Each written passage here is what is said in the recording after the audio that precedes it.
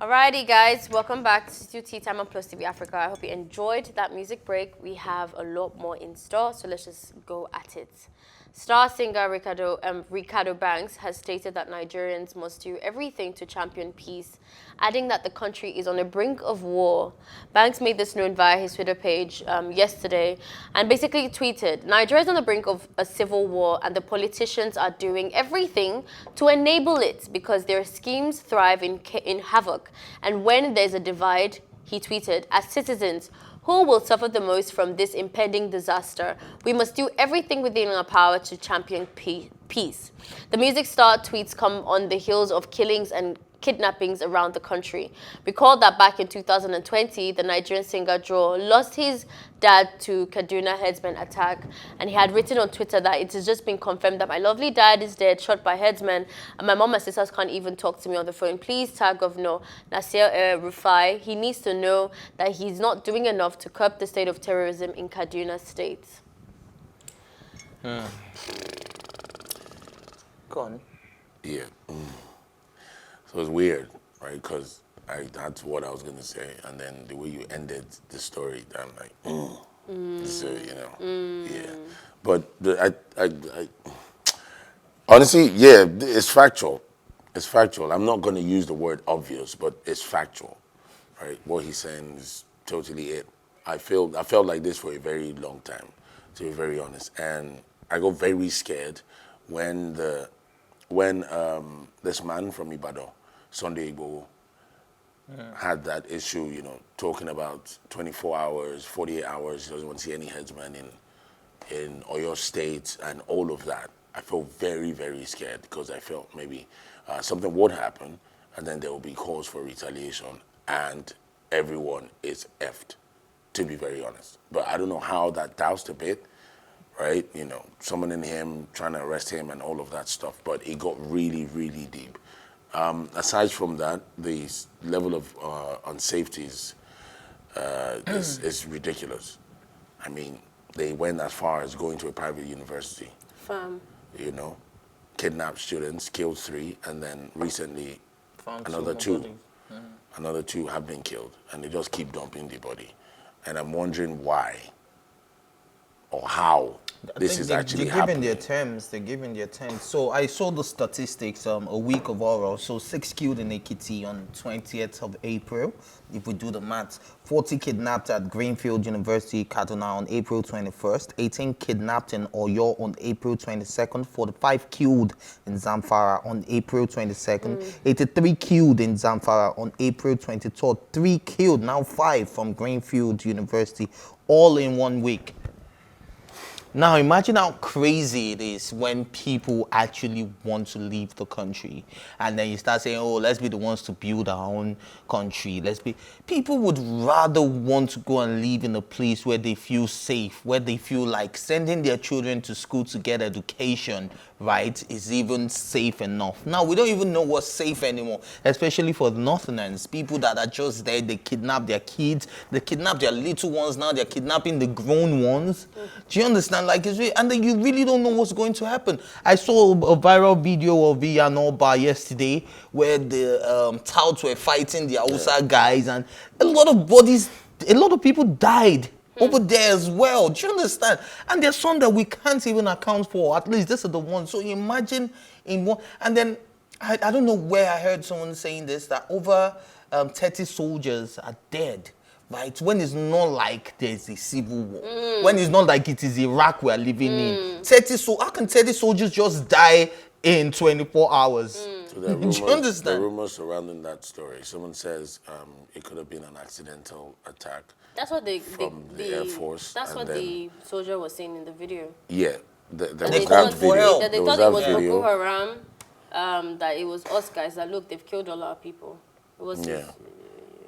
So It's really sad. So I totally agree with what Reekado is saying, and I think that people, like we've always said, Nigerians are the problem with Nigerians, because the truth is a lot of people are not even involved in these fights, but the moment, maybe because of their tribalism now, they see a Christian guy killing a Muslim guy, or they see a Yoruba guy killing an Hausa guy, and then they just want to jump and be part of it. Something that is really none of your business. So I think we should choose our fights wisely, if you ask me. Yeah. And tribalism is a big problem. Tribalism. Yeah, it's a big problem. And you see, I just feel like there are some people that are intentionally facilitating the efforts to increase tribalism. Do you understand what I mean? And it's very easy to do that with uneducated people. Yes, it is. Do you understand? But I don't know how or why at some point they're not realizing that they're being controlled. Maybe that's where the educational background comes to play. Do you understand? You're being controlled, you're being marginalized or minimalized, whatever the word is, right? You're being kept in abject poverty. So it's too easy to control the narrative around you. And then it's so easy to say, oh, this guy is not a part of me. But it takes a lot to be able to even like see that much of yourself. And especially if you fall in that category, it means that you don't have enough equipment or resources to even get you to a point where you can see yourself in that way. So it's a catch-22 situation. Like if they were able to, if they were capable of being self-aware, they probably wouldn't have been that controlled, you know. Yeah. So, but for me, this story is a bit scary. I think we really need to do something. I just don't know what that is that we can do. But I'm going to disagree a little bit with. I mean, I agree with everything everybody has said, except from the part where it said Nigerians are Nigeria's problem. I think this particular one, I think the president has done very little to nothing about the situation. You have to have somebody that you are following to make a grand statement like this, right?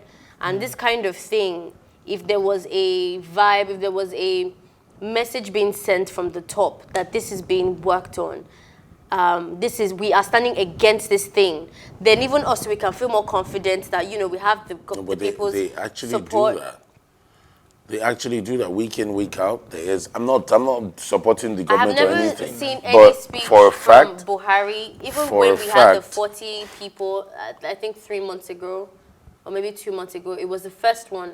I remember that news, or it broke on even our newsroom, whatever, and people were going crazy about it, that what was going on, and they were lined up like this. We were waiting for Buhari to make a speech, and he never did.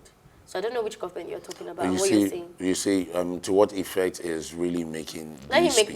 me give the speech first, and you know the effect. No, because If you think that the president's coming out to tell the people that I'm with you, guys, what does that do? It just raises your level of None of hope, his and people speeches still. Yes, we need and people hope. still. What hope? Why on earth would you think that we don't need hope, Quincy? I think that. Okay, so this we're is not it, asking right? The right question. Wait, so the president comes out to say, "Oh, I am with you," right? Yes, we're going to do ABC we're fighting against this. You understand? Nothing. And then end of speech. What happens next? Another 70 people get kidnapped. What happens to your hope? In less than 24 hours, it's shattered. If the president comes out to say that he's on this There's thing, no effect. and It's he's what I'm doing telling ABC, you. And He's not- wait, let me finish the speech that I'm talking about. Yeah. If he comes out and says, oh, you know, I'm with you, I see what's going on, and we're going to do this and this about it, and even allows a press statement to happen, ask questions, how can we do this, and there is dialogue happening, and the world can hear about it. Do you know how inspiring that could be for the people? It only inspires the kidnapped. Or the about to be kidnapped. It does not I inspire hope you kidnappers. know Yes, that exactly. It And does well, I'm not trying to those inspire guys- the kidnappers no, either. My point is that it doesn't change the mindset of the kidnappers. Of course The it doesn't. That's kidnappers not what will me I'm definitely talking still about. But kidnap. of course, that happens Exactly. everywhere. So what is the essence of hope in this The essence of hope situation? is that if I know that the people on top, the people who have the capacity to help fight are actually interested in this plight, and they will listen to the things that the suggestions that we have to But fix they this do kind of release problem. statements week in, week out. Which every statement where? Who? From who? From who? The media, Garba Shehu. That's not what I'm There's talking Garba about. Shehu, there's Okay. Femi Adesina. On a consistent It's not the basis, people I'm talking about, but go on. they are the president. They're not the president. That is They are not the the president. media That's and their job, publicity, what's it called, for the They are president. still not the president. It's a very big difference. But go on. But when Ife. they write or when they put When they out release statements statements, like it's that, from it the is from president. the president.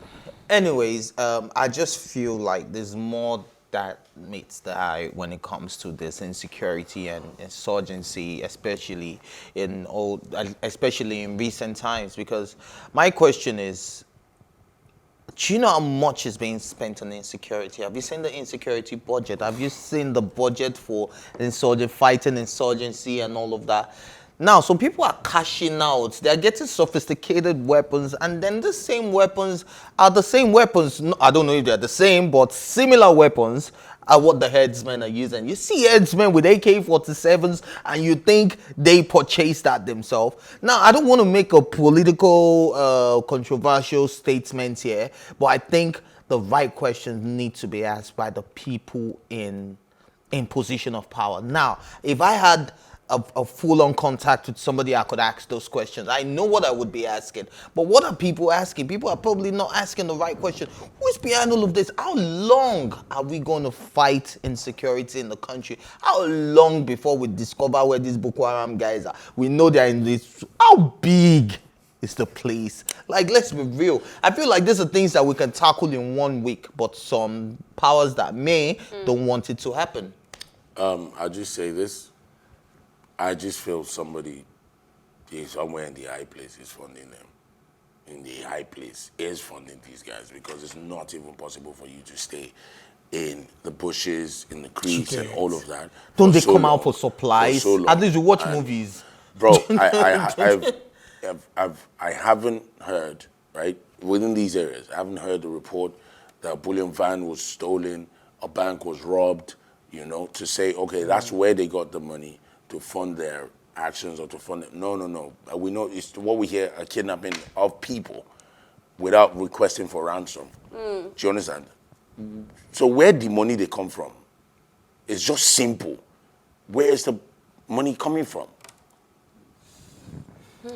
Let's not make the time a political show, shall we? Yeah. But But, yes, but yeah, watch politics. So for people who are actually quite equipped to this would dissect the quite story better. But we are with you, Reekado Banks, and we are with him on, We on this appreciate one. this tweet. Absolutely. Yeah. Earlier this month, though, the former Olympic gold medalist turned transgender icon declared her intention to run for California governor. Writing on Twitter, "I am in. California is worth fighting for." As Caitlyn Jenner has announced her bid for governor of California, she seemingly will not get support from Kim Kardashian. Now, according to the new reports, the Keeping Up with the Kardashian star was left disturbed after reading Caitlyn's campaign that was largely centered on sentiment against Gavin Newsom, who is California's current governor. The report noted that Kim didn't agree with her former stepmom's opinion regarding releasing dangerous criminals from prison. In response to a report of a 7-month-old child being murdered by a man who was released after being arrested for domestic violence, Kate tweeted on Saturday, "This is horrible and also avoidable. Gavin's district attorney across California are releasing dangerous criminals back onto our streets. Enough is enough." The remarks allegedly did not sit well with Kim, considering that she's known as someone who advocates for prison reform. Sources close to both parties claim that the 40-year-old social media personality and TV star was both disappointed and disturbed by her stepmom's tweets and general views on the prison reform.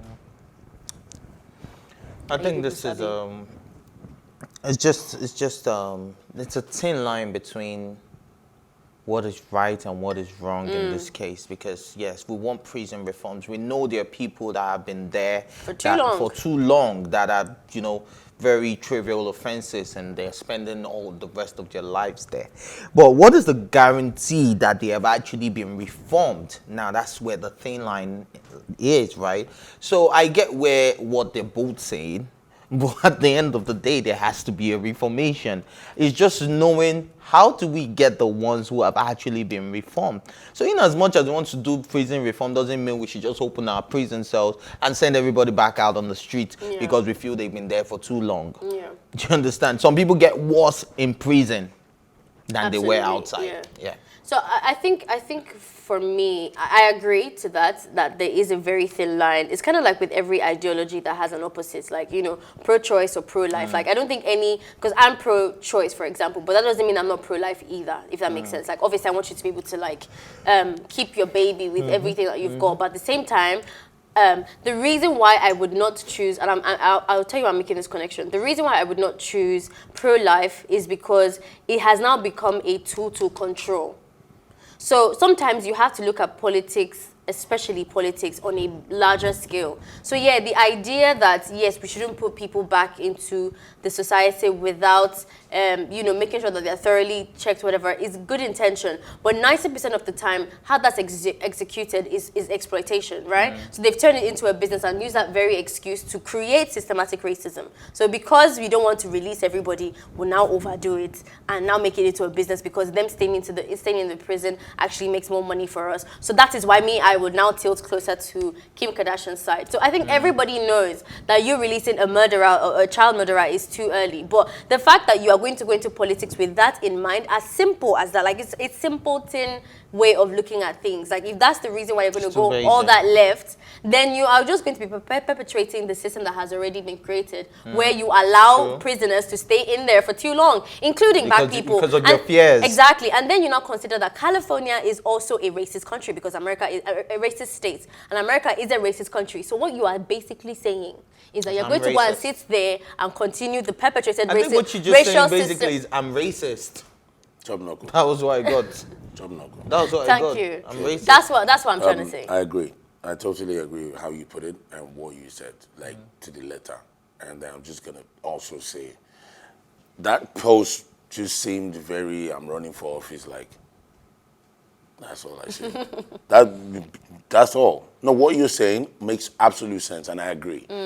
But on the very surface, minutest level, that is, I'm trying to run for office, support me. Yes, it is. That's all it is. That's all I see here. But you see, the thing is, I mean, obviously she wants to run for office. She's already said that California, I'm your people, whatever. Yeah. But you see, there's two things I can get from her. Is that she's coming from a very emotional, or he's coming, whatever. She's coming from an emotional place, and it's not necessary. You can't be, if your manifesto is based on the other person's. Sorry, I don't see the emotional part.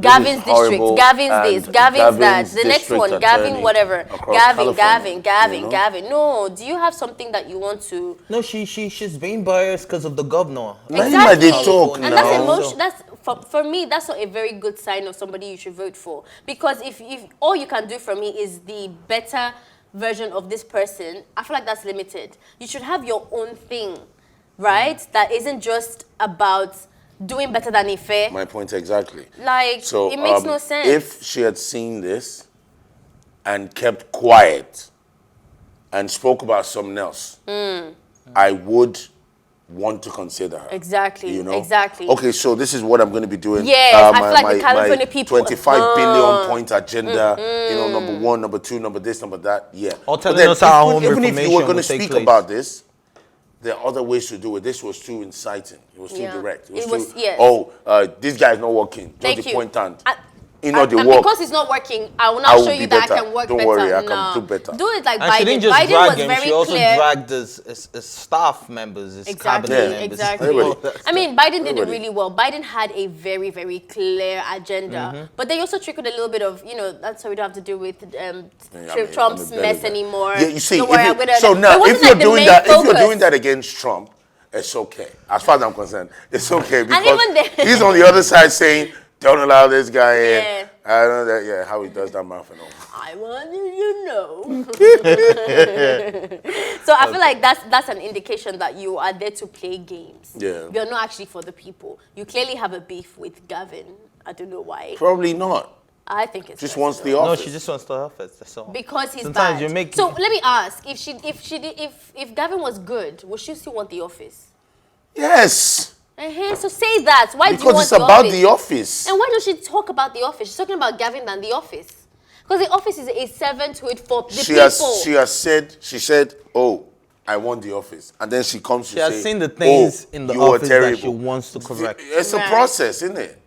I want the office. Gavin's terrible. And the office is a mess right now, so I need to fix this and this. I wish she emphasized more why she wanted the office. I didn't have anything to do with who was sitting there, because there's more to that sitting than just the person that sat there before. That's what I'm saying. Deep. Oh. Alrighty. Let's get hot in here. Justin Bieber has been accused of cultural appropriation after showing off his dreadlocks on Instagram. The Canadian singer was previously criticized. The Canadian singer was obviously criticized after adopting the style in 2016, and he's now sporting the controversial style once again. On Sunday, April 25th, the 27-year-old Canadian singer took to Instagram to share some of pictures of himself sporting his new do. The snap saw him wearing a checker print shirt with "Awaken" printed on the red shorts and a pair of shorts. He completed this look with red frame sunglasses and a silver chain around his neck. Justin previously adopted dreadlocks in 2016. At that time, he was also accused of cultural appropriation. However, the husband of Baldwin, if I do say so myself, defended his decision instead of expressing his remorse. The ex-boyfriend of Selena Gomez also made it clear in the caption of the post that he was irritated by the trolls' comments. "Being weird is fun. If you are not weird, I don't like you," he penned. Who's going first? I don't think it looks like Jacob. I don't have a problem with this look. I don't know if you guys do. You see that phrase, cultural appropriation. Cultural appropriation. It doesn't make any sense to me. Right now, Thank you. In general? No, hold on. As not a concept? Not 100%. In general, but largely, it doesn't make any sense, because I think we've gone to a point where cultural diversity or diversification is close to inexistent. Do you understand? The world is global. I see what you're doing in China, bro. I like what you're doing in China. That is fresh. I want to do it. Do you understand? Yeah, we've gone past all of that. Now, all these cultural appropriation, I think they bring tribalism at some point. Last. Do you understand? Yeah, no, in the long run. Yeah, it is. To be honest, all of these things, wait now, you they gas me. So the pressure is too much. Don't hype me. The pressure is too much. But honestly, it's not the first time Drake cultural appropriation with music. In short, he's the culture vulture. In short, that's what they even call him. It doesn't make any sense. Yeah. Why can't I sing garage music from the UK? Why can't I sing country music? Why can't I sing country music? Why can't I sing anything I bloody want? Do you understand? Waiting be cultural appropriation for inside. Why can't you get what I mean? Have dancers wearing Ankara? Yeah. Yeah, that's the part that I don't. What? Okay, so explain that part. No. Why do you have no way? Let me explain it. So I really liked that you. So I think that the reason why I can explain this thing better is because I've lived in that society. Nigeria does not have that problem, and I think there is an extreme. It was not. I wasn't referring to Nigeria. Let me finish. I know what I'm saying is that there is a beauty that comes with living as a first-class citizen in your home. You would never understand some things if you lived like that. Definitely. That's why you don't understand the essence of cultural appropriation, first of all. But I love that you brought globalization because I think that people, in fact, it's not people. The line between globalization and cultural appropriation is very, very small. And that's where the problem is. And that's why people, depending on which line you are looking at it from, we either call it globalization or cultural appropriation because the lines are really blurred. We eat pizza. We drink tea. That's Italy. That's China.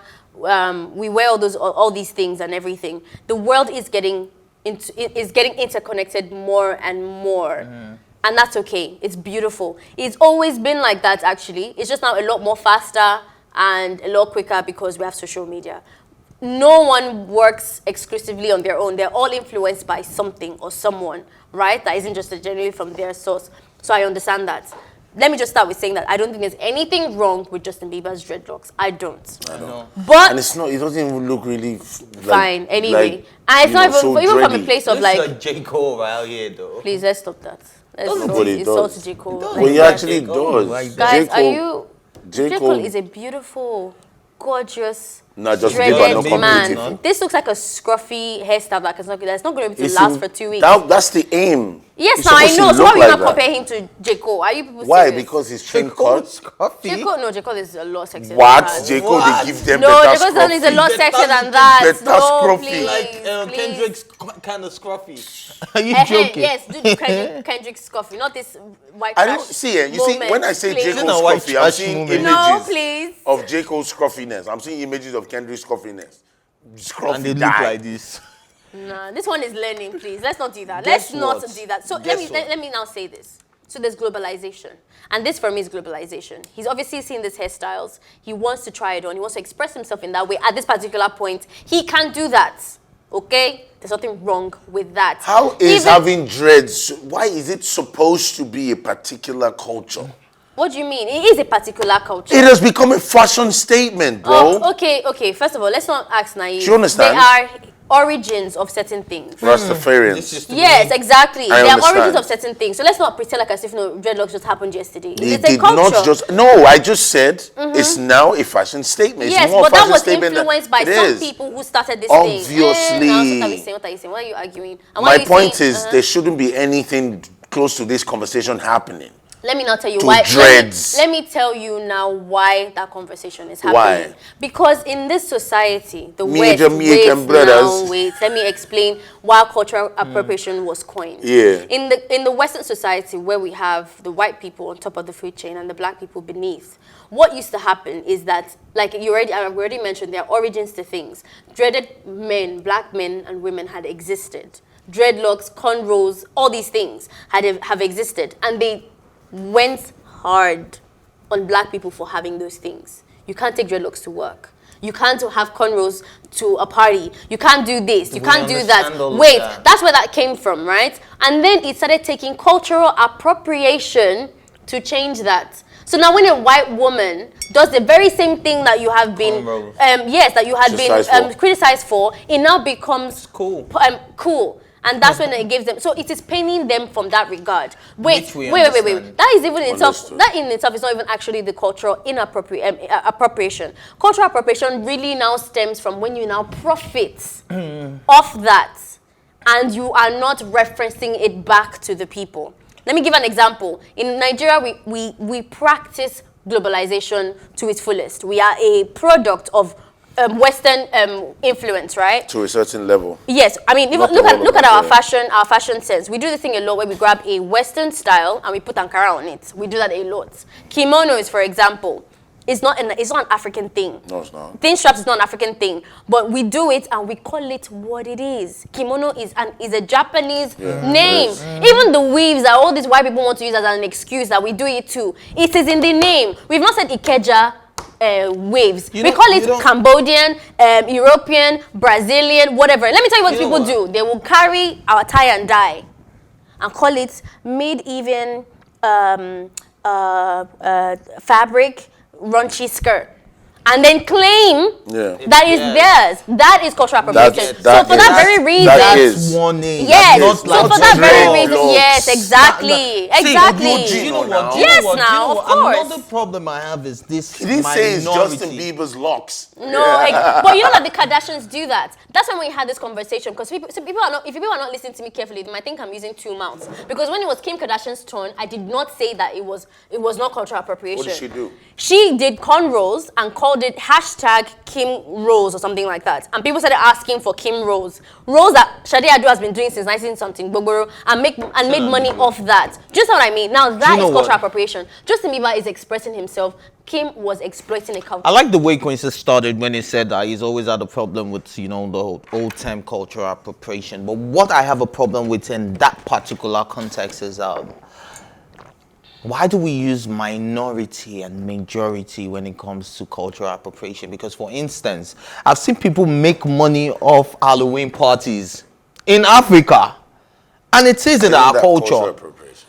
Because do you know what she's going to say? No, Is it we cultural are appropriation? we are the minorities. No. They are the Wait, now. majority. No. Is it cultural appropriation? No, because Halloween has its own essence. The point is to develop another person's character history, culture, act, movie, whatever, image. The idea is to rebrand yourself as somebody else. The whole point of it was even to guess who the person was. When we do a Halloween, whatever, there is awards for people who can guess who you are. Who are you? Who are you? Because it's an art. It's a curated event. That's very, very different. And it's not just about picking another person's culture to wear. You can be a pumpkin, you can be a witch, you can be a footballer, you can be the banana in Barney. I know. So what does that have to do with this conversation? Is Halloween parties in Nigeria, is it or is it not cultural appropriation? It is not cultural appropriation. How not? Because everybody knows there's not one single place that I've ever seen